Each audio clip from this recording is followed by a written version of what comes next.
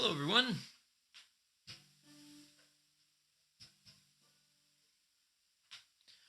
I don't have too much of an update today. The only update I have to give is really that. The tune you just heard on the banjo, I recently made. Well, actually, today I made a acapella video of that. Specifically, it's "Afterlife" by Avenged Sevenfold. So that is up on my Facebook page if you want to go check that out. And also, I would like to just mention that tomorrow I have scheduled a another acapella video that's going up in the morning. It's a little something just to say happy birthday to my mom, but at the same time, it's cool. The acapella app has a way that you can collaborate with other people who have the app, and so my sister, who is up in Gainesville, was able to add something onto a song I was working on. So that was cool. So expect that tomorrow morning. But other than that, I don't have too much other updates I want to talk about. So I'm just gonna get right into it today. I'll skip over the ad. I didn't really talk too much right now, but I have two topics to talk about today. So the first topic I'm going to talk about is just a little math topic that I've been tossing around in my head, and it's nothing new, but it's something that I feel is cool, and I kind of figured out on my own. So I thought I'd share that with you guys, and then also I have a historical engineering topic, and so that topic is the printing press. This was a device that was brought into existence in sort of towards the end of the Middle Ages, start of the Renaissance, and so I'm just gonna go over what that is and talk about its significance in history. So that's the game plan for today. But like I said, I'm just gonna get right into it. So let's talk about this math topic. And this math topic is something a little interesting.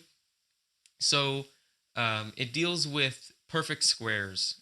So that would be your square numbers. That's 1, 4, 9, 16, 25, 36, so on. And so there's some interesting patterns that go along with these. And there's actually some patterns I could probably point out. I point in the Dosnell episode, I'll link that up in the corner there. I mentioned that square numbers actually follow a pattern, so there's only so many last digits that the square numbers can have. And for base 10, those numbers are obviously 1, 5, sorry, 1, 4, 9, 5, 6, and then it goes back to, uh, so it's 36, and then it goes back to 4. Oh, no, I'm all messed up now. 36, 49. So it goes, yeah. So there's a certain pattern. It bounces around a little bit in base 10, but when you get back to 100, you're back to 0, which technically is 0 times 0. So 0 times 0 is 0, so that's a square number. But then 10 times 10 is 100, so that's also a square number. But I give a better explanation of this in the Dosnell video, so if you're interested in that, go check it out. But what I want to talk about today is an interesting way of calculating square numbers. And so this is something that shows up when you deal with graphing parabolics and different things. But it's a cool topic to think about. So I'm just gonna get right out and say the formula. So a a number squared, and I got to make sure I write this correctly. So n is the number we're thinking about. N squared is equal to. I'll explain this in words first, and then we'll try and derive an actual mathematical um, a mathematic uh, format for writing it out. So in words, what this is if you take n and you double that number. So let's take an example of 7. So we want to square 7. And in order to do it, the method that I am proposing, and I'm sure has been proposed before, what you do is you double that number. So 7 times 2 is 14. Then you take the series of it's the you take the group of all of the odd numbers between 0 and 7 times 2, which is 14. So you take 1, 3, 5, 7, 9, 11, 13. You add all of those up, and that gives you the answer for it gives you what 7 squared is. So if we're writing this out in a mathematical format, then this is going to be um, up until n. So we're going n times, and then we have I equals to 0, and then so this is going to be actually what we usually do is we just have no, I already have this how it was written. So we have n squared is equal to the summation, which is what this sigma is for. That's capital sigma. It's a Greek letter, but it's in math terms it's the sum. So that means you're adding everything up. So the sum of all right. So we need to figure out what the odd numbers are. So if I is starting at 0, how do we make the number 1 out of 0? Okay, so we need to have, we're going to have our number plus 1. But let's see if this works. If we have 0, it's 1. If we have 1, then it's 2. So this isn't what we need. We need the next number to be 3. So what we do is we say, sorry, not n. This is why I was saying it gets confusing. When you do series, you usually use n for it. So this is going to be I. All right, so it's 2i plus 1 gives you all of the odd numbers. Because if you think about it, if you multiply something by 2, you always get an even number. So if you add 1 to that, you get an odd number. So this works if you start at 0, because then you have 2 times 0 plus 1 is 1.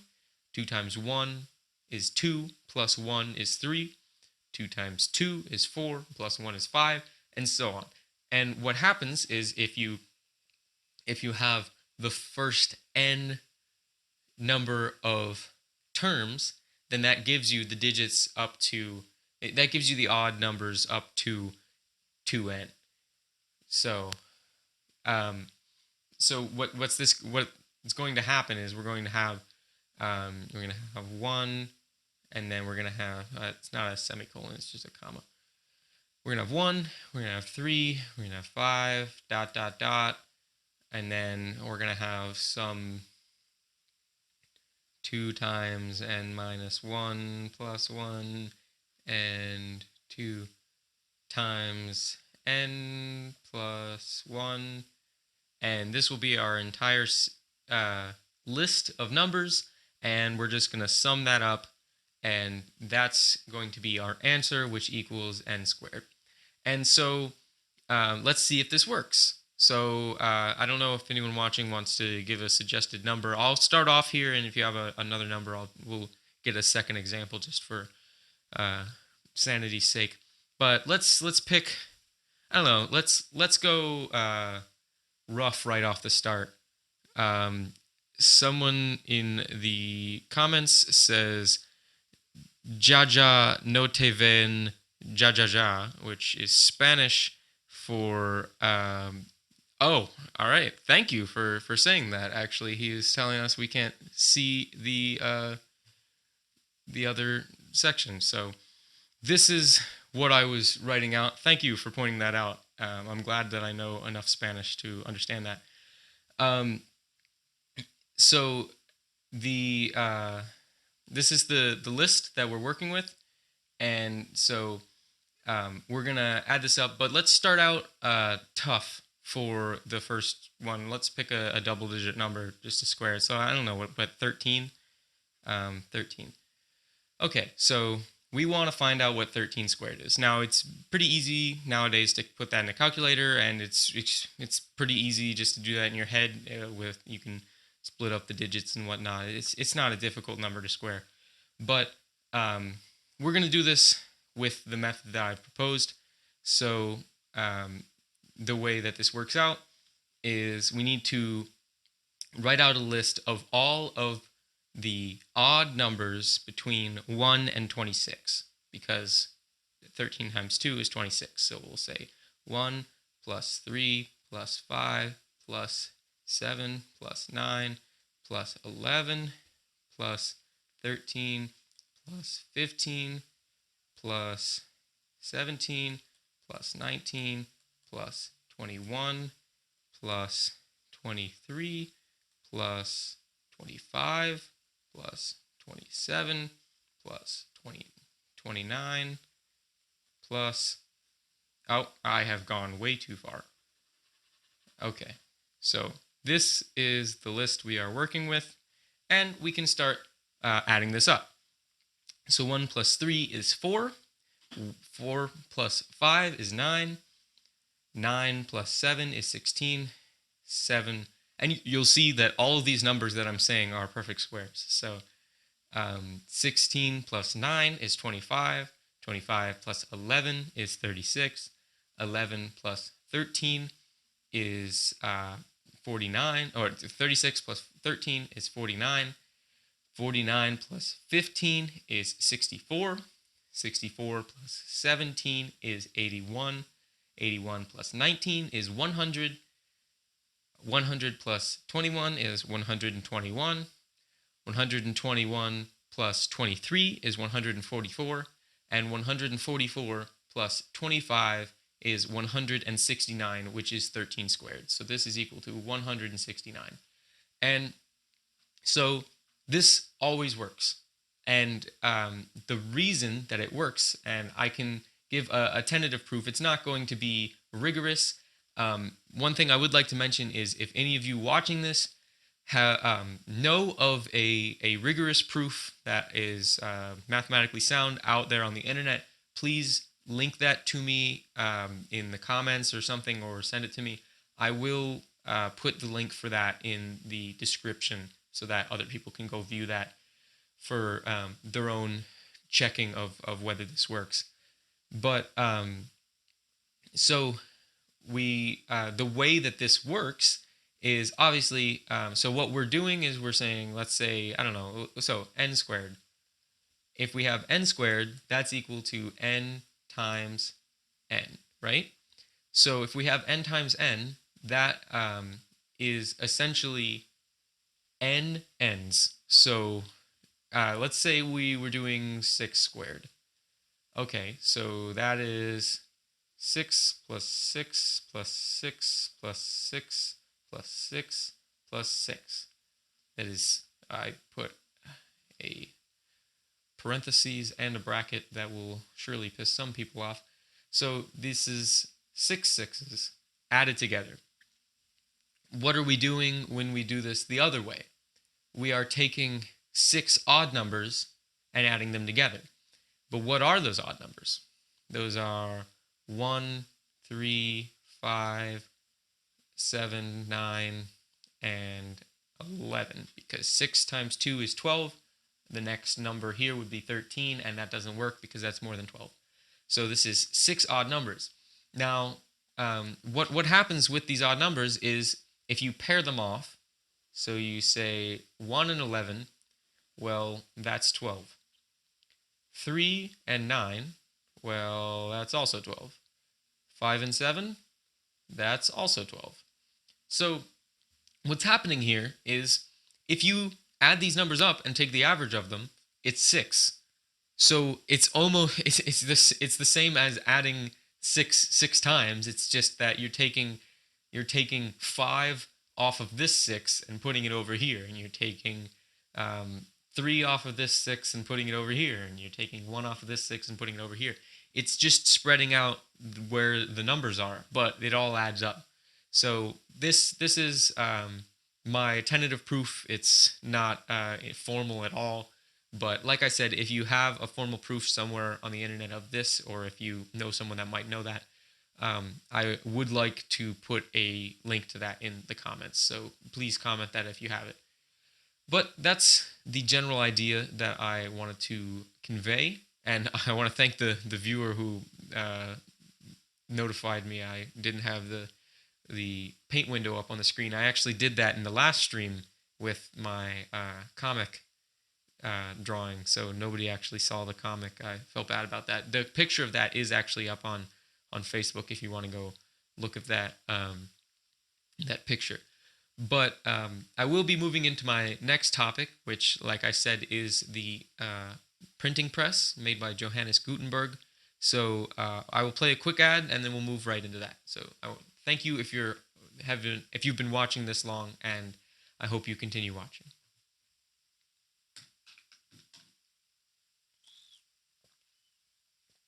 I guess 4 years of Spanish in high school did pay off. There's actually a playlist that picks up my stream every time. It's for technology, and it's kind of weird. I guess it's giving me some random viewers, but it's cool.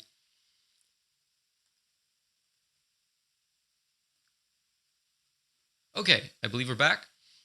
So today I'm going to be talking about the Gutenberg printing press. Now, this was a device created by Johannes Gutenberg, a German metallurgist. That's probably not the right term. He was a specialist in.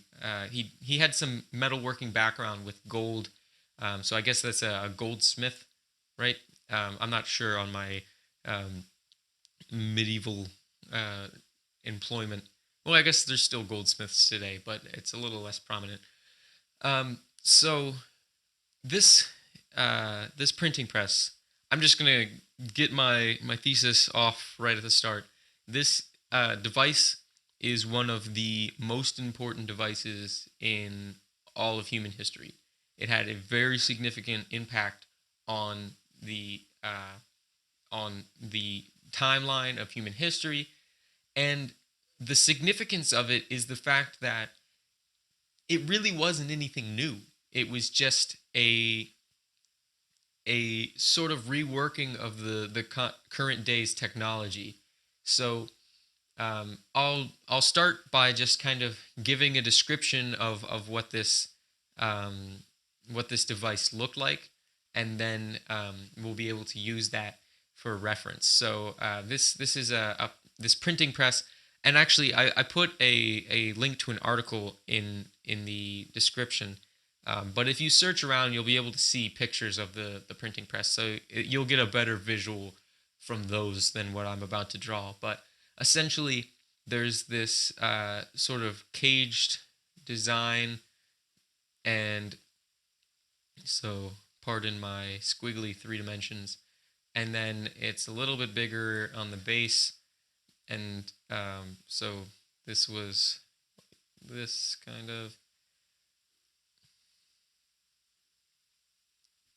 And so we have this whole contraption that is a big rectangular.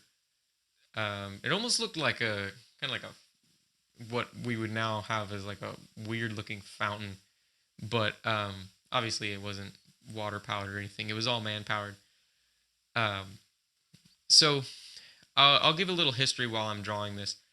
In terms of printing, the Chinese actually had the Europeans beat by a long time. The Chinese, with the invention of silk paper and various inks, they were able to have a written language much earlier than most people were, other than like stone carvings. But around 600 AD, they actually had a printing system. It was a wooden block printing mechanism.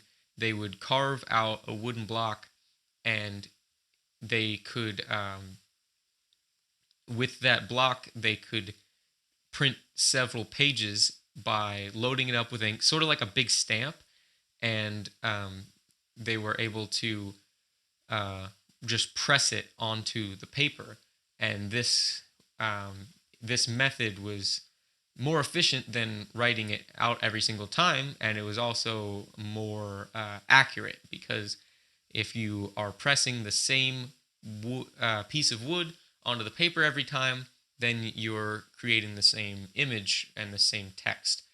But what the disadvantage of this is obviously carving out an entire block of wood with the characters um, is a difficult process. It requires some skilled artisans, and it also requires a lot of time.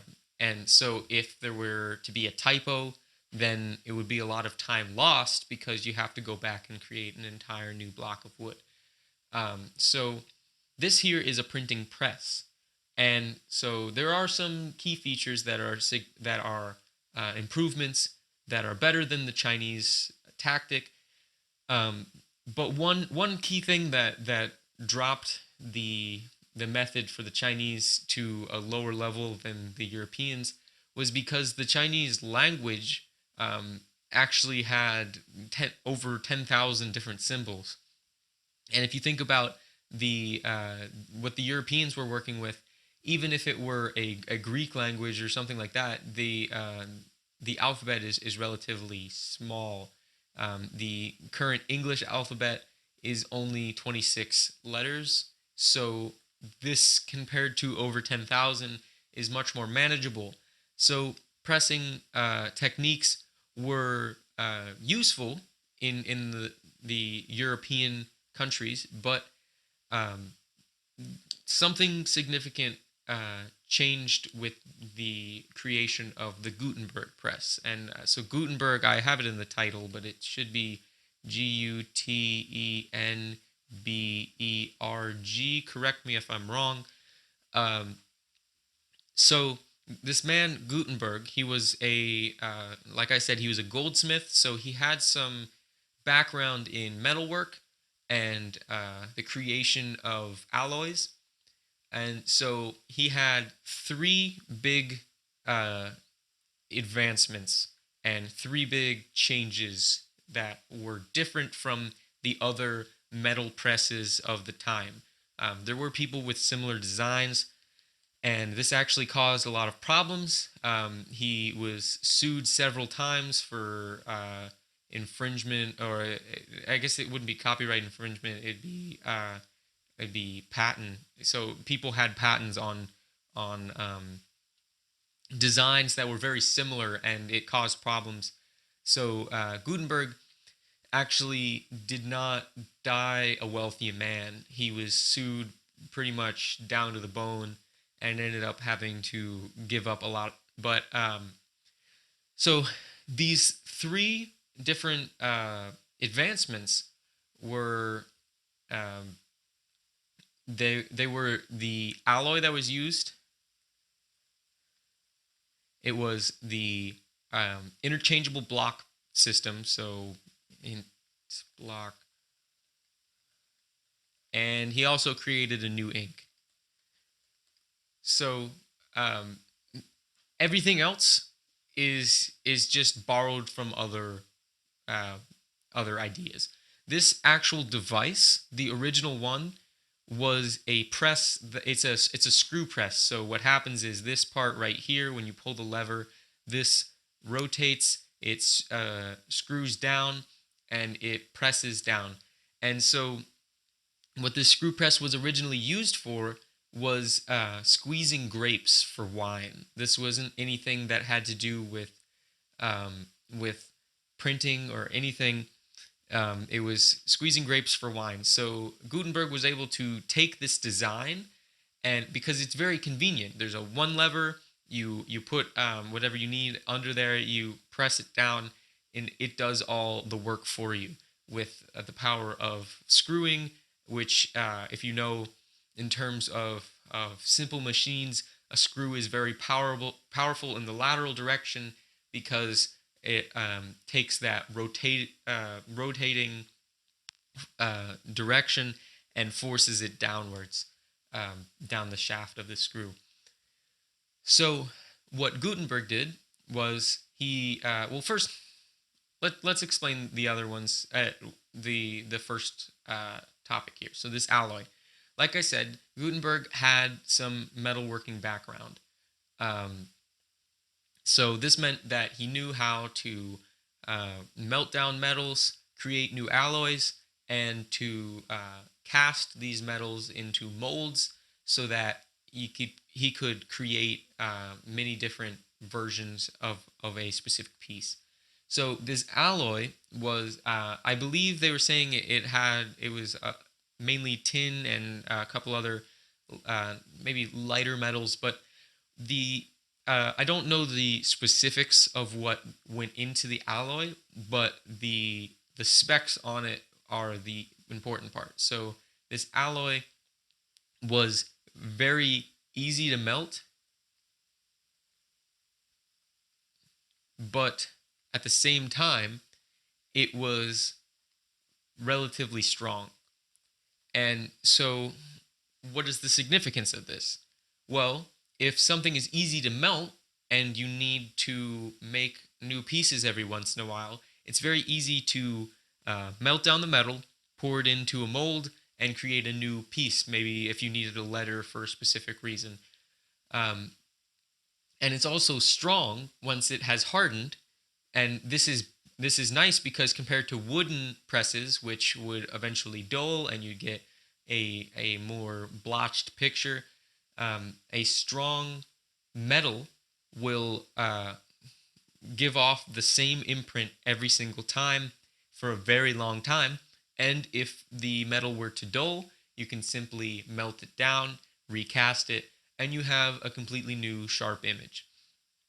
Now, this played right in with this interchangeable block pattern. So Gutenberg had this design where there was actually a square tray, and so this was the shape of a paper. It might not have been square, probably like a rectangle or something paper shaped. Um, so what he could do is he could take his letters here and he could just put them in and put them in side by side, and you can put all of the letters in the order that they need to be on the paper. So this is big because you what happens is, like with the wooden press or with any carved metal presses, if you make a mistake, you have to make a whole new block. You have to make a whole new thing that you're going to press down on the paper, because if you there's no way you can go in and fix that unless it happened to be a relatively simple fix. Maybe it was a character that had something extra compared to another character, and you could take that off. I don't know, like a G, and you could turn it into a C. But you know, in terms of artisans, this isn't something that's gonna look pretty. It's gonna look messy. So it's not something, if you are trying to make a quality product, you want to do, because it's cutting corners. And in engineering, cutting corners isn't usually what we want, because we don't want bridges to fall down. We don't want cars to break down.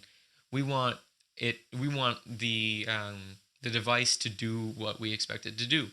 So with this interchangeable block pattern, as opposed to having an entire block with every single letter and every single word that you need on the page, this tray would just be lined with the individual blocks for the letters, and then once it is done, it would be attached here to the press so that the paper can be pressed on, and the letters would be imprinted on the paper with the ink.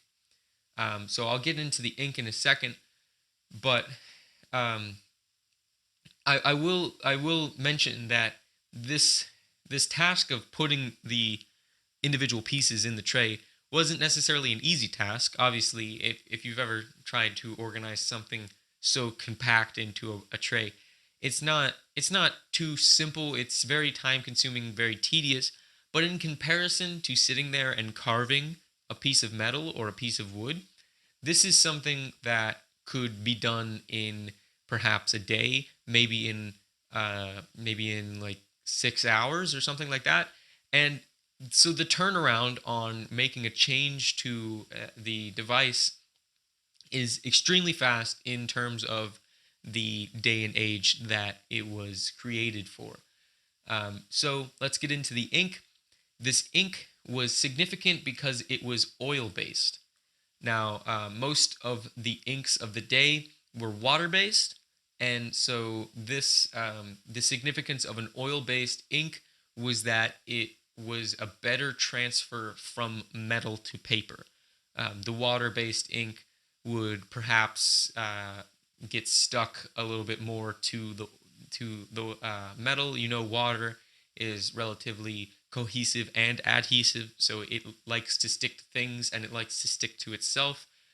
Um, but this oil-based ink was better at transferring from the metal to the paper, so it was an efficient process. It would be maybe one press, and the paper would be pristine and sharp with its edges and everything.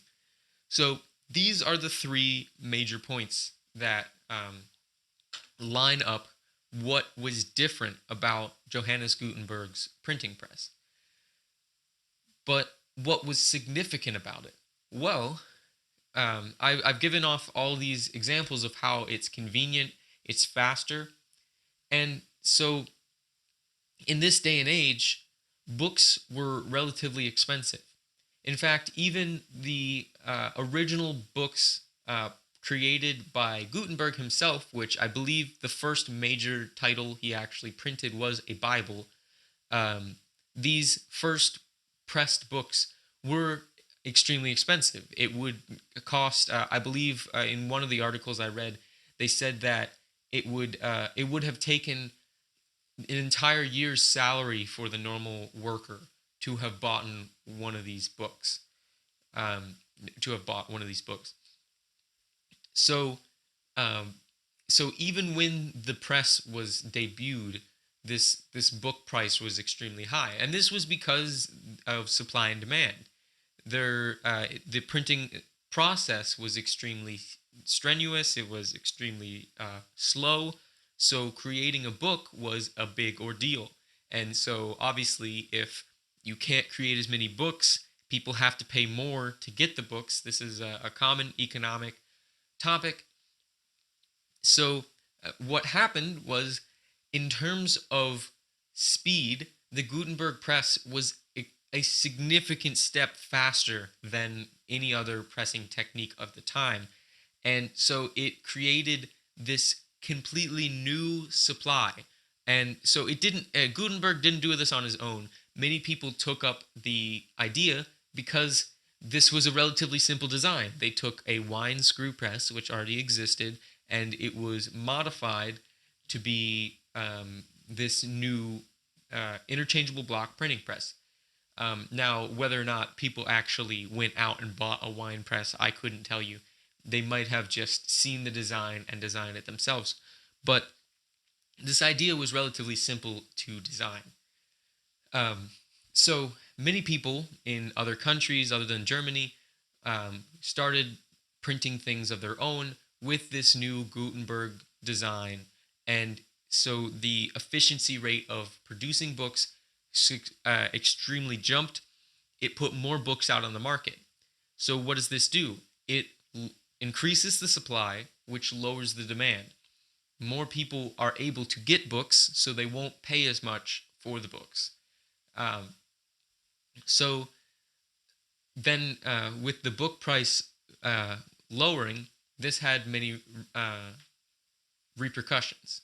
And so, like I said in the beginning of the stream, this was right at the beginning of the Renaissance. So this is a time when scientific research was on a very high point in society. So this new, cheaper, faster printing method was able to get this information that was being created by the scientific community out to other people who are researching and perhaps other people who wouldn't necessarily have gained this information. It's kind of like what I'm trying to do here. I'm trying to take a large amount of information and provide it easily for the masses. But that aside, um, so the researchers were able to get their information out. Even Christopher Columbus's documents about the New World were um, were able to be printed quickly and distributed to the masses so that they were able to learn about the New World. So this alone has a large impact on the advancement of the scientific community, the events leading up to the race for the New World and for colonization. Um, Information was being transferred at an all-time high. But also, there was another repercussion because, like I said, the first book that was produced by the Gutenberg press was a Bible, and it wasn't the only Bible that was produced by the Gutenberg press. Many Bibles were now created, um, which completely changed the game for religion, because now people who would normally be the everyday churchgoers could have a Bible of their own in their home. Um, with literacy growing due to the larger supply of books, people could now read the Bible for themselves. And so, before the invention of this press, people would have to go to church. Obviously, in that time, people still went to church after the press, but people went to church and they received the message of God from a priest and from a member of the clergy. And so this was a very specific Catholic interpretation of the Bible, because these were the people you were getting the information from. But with this new availability of the Bible for the people, for the common people, they could now read it and begin to interpret it for themselves. Now, this didn't happen right away, but um, was Martin Luther, not Martin Luther King Jr., but Martin Luther. The He went up and he nailed the 95 Theses on the door of a German church. Well, he sparked the Protestant Reformation. But if you really think about it, the ability to have an unbiased view, or perhaps at least a interpretable view of the religious the religious documents in the Bible, um, would have had a very significant impact on the advancements towards the Protestant Reformation. So I believe one of the articles, it might not be the ASME article, but it possibly is. One of the articles I read was saying that even Martin Luther himself had several copies of his theses made so that he could hand them out to people um, after he had nailed them to the door. Because obviously, not everyone is going to go see this spectacle on the German church. So it's it's uh it's just amazing when you dig into the detail. This simple machine, which in its own wasn't necessarily a new creation, it was merely a new spin on an old creation, on several other old creations. Um, it was able to create such a giant ripple in society and in the human race to spark an entire new era of humanity and science and religion and colonization. So I hope that I have done this topic justice. And if you have any questions on that, I will be open to answering them in the chat. But this is, I believe I've gotten all I want to out on this topic. So I'm going to play a quick ad, and then I'm going to move into my normal segment where I draw a random picture on paint. So I will play a quick ad and get right into that.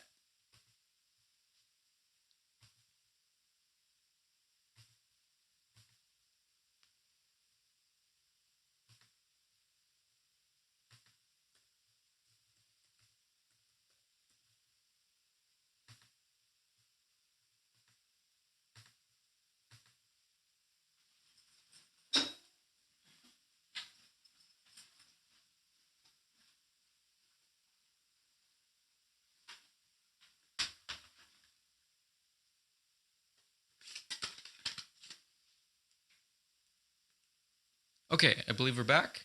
I'm just getting the calculator set up for random numbers 1 through 25. And we have our first number, which is 16. We've had that before. We have 9. I don't think we've had that before. So that is a boat. And we have our next number, which is 12, which is toasted. And our final number, which is 21, and that is haphazardly. We have had that before. It was very, very early. That's the one about the flamingo. I'll put that up in the corner. But let's get a new one. 22, terribly. Okay, so we have a boat that has been toasted terribly. This is pretty interesting. See what I can. I'm actually gonna get a light going here. I had the window open, but the sun has since set. So that looks better. Okay, so we need to do some brainstorming here. So we have a boat that has been toasted. I don't think there's any way that a boat could toast something else, although I have tried. We cooked a shrimp in effigy uh, on a on a engine when I was younger. It was an interesting experience. I have a comment that says, "Must have come from our toaster. Did it flop onto the counter?" That's a joke because our toaster we have in the dorm is slightly overpowered with its spring. So especially if you only have one piece of bread in the toaster, when you toast it and it's done, it kind of chucks it up into the cabinet and then proceeds to throw it forward onto the counter.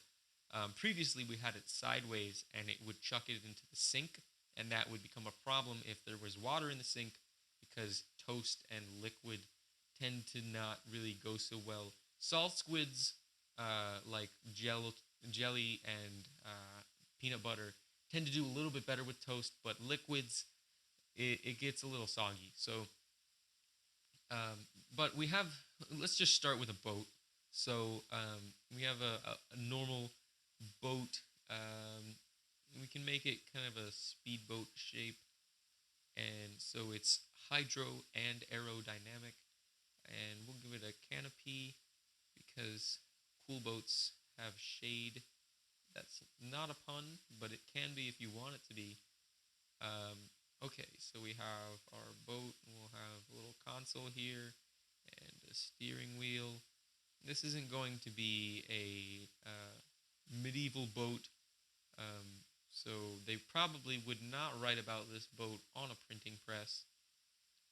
But, you know, it's possible that we have somebody, some philosopher that was able to predict the changing of uh, scientific advancement. But that aside, all right, so we have our boat, and it's in the water. For some reason, the waves are upside down, but that is irrelevant. And so maybe we have someone on the boat. And so if something is toasted, it's possible that it at once caught fire. I would imagine if this person's boat is toasted, they wouldn't necessarily be very happy. It is a common slang term to say that something is toast, as in it no longer works. But that's not the same as a toasted. So I don't think we can play off that right now. Um, we have our propeller, and we need to put a circle in the middle of it so it doesn't look phallic like the rest of my drawings that I make on this channel. Okay, so here we have a boat. Now we need to start playing into the other terms. Now, this boat is not only toasted, it is toasted terribly. So this meant that they did a bad job at toasting. Now, if you have a good piece of toast, let's look at the opposite here. If you have a good piece of toast, it gets that nice golden, it's crunchy, but it's not rock solid. it still tastes like bread. So we can assume that the same would apply to boats. We want a boat that still tastes like a boat, but it's slightly more crunchy. So um, if we have now, I can speak from experience that if you leave boats out in the sun long enough, they do become crunchy. I live in Florida. I had a pontoon boat growing up, and the seats were a leather or probably pleather. We weren't rich or anything. Um, the seats, when left out in the sun with the salt water, became dry rotted, and so they were rather crunchy. I guess that would have been a long term toasting if you consider a constant 90-degree heat with it's not necessarily dry, it's humid, but this humidity was salty with sediment deposits and whatnot from the river. So this causes some problems with cloth and pleather. So, but we can't see any seats here. I was not skilled enough to draw a boat with seats, apparently. But we can get some cracking on here, and perhaps the hull itself is dry rotted. And so this would become a problem. It would be terrible, in fact, because if there were to be a a bed of oysters here that has somehow grown up from this very deep amount of water. I'm going to draw some ground here to save my time. Um, this bed of oysters that was extremely vertical in its growing pattern. Nobody wanted to move out to the side. Everybody stayed in line. It was a very conformist community as the carcasses built up their shells in a mountain of pure, dense oysters. If you've ever seen an oyster bed, they're pretty menacing. They're not the smoothest thing as you would imagine. But we'll have this hypothetical oyster bed that is more of a oyster spike than a bed. And this boat is it's a speedboat. We already established that, so it has to be going fast. We'll do the international symbol of fast with these airlines because we did say it was aerodynamic. So in order for to represent the speed, we're going to give this person some hair, this non-gender specific sad person. Um, we'll have some flopping hair in the breeze, and so the wind is obviously blowing through the canopy area because canopies block from this direction, but not from this direction. So you will notice that there is not necessarily a resistance from the wind. Now, this console here would obviously cause a sort of low pressure zone in this direction. And so what you'll have is an eddy. The air will temporarily be going in a backwards direction to the constant flow, but then we'll hit the console again, go up and regain its status with its brethren air molecules in the flow through the boat. So I think we've solidly established that this boat is moving fast, but we've also mentioned that this boat is toasted. If it were a toasted marshmallow, it would be somewhat browned, so we're going to go with that. And so it's just going to be kind of speckled here. And you can imagine that perhaps the engine would be extremely toasted. It possibly even caught fire at some point, but toasted like I mentioned before, is a past tense adjective. So, or verb actually, it's a verb in this case. So it was toasted. So there was a fire, which means that it probably had some point where it was actually blackened and it was melted. But if this boat's moving fast, apparently it's still working. So this will be rotating with some frequency omega, angular frequency omega, and we'll keep it constant. So alpha will be equal to 0. Um, and obviously, if we have a boat of mass m as is approaching some obstacle, this oyster spike of wool, it's connected to the ground, and oysters actually have one of the strongest glues known to man. Um, Actually, no, that's barnacles. Barnacles have the strongest, but the oysters stick together pretty well. I'll tell you that. They're just a little bit bigger, so it's harder for glue to hold them together because there's more lever arms. But I could talk for hours on that. Um, so we will imagine that since it's connected to the ground, this is not part of the system. So it's just going to be a collision problem. It's going to be this object hitting a wall, essentially. And if we have some very fast velocity, v multiplied by our mass, m, it's going to be a pretty big number. So we can imagine that that number would be significantly larger than 6. Um, Whether you want to use units that will agree with this statement, that is your call. But I think the point that I'm getting at is this boat's not in for a fun time. I'm thinking that if we line this up correctly, this barnacle could hit this crack right here. And actually, what happens with cracks is when you have a crack, it creates uh, it's a pointy place essentially. It's a stress amplifier. It takes all of the stress into one area, and when you have too much stress on a crystalline material, actually, I don't know that boat holes would be crystalline, but that's that aside.